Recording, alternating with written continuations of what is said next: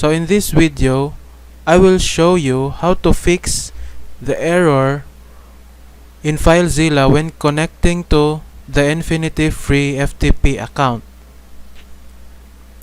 So here is my FTP account in Infinityfree website.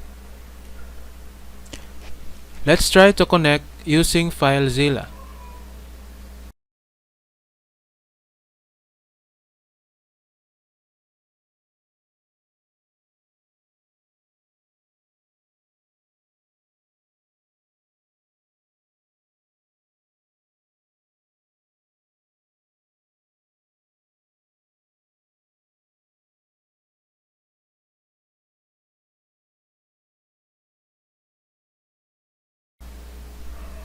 So we have an error.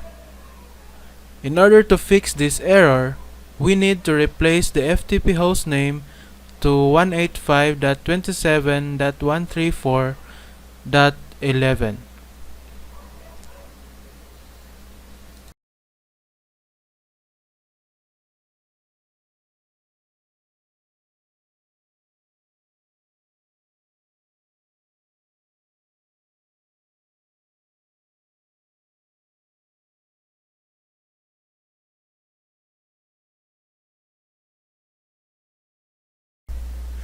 So now we are connected to the htdocs folder from our Infinityfree hosting account.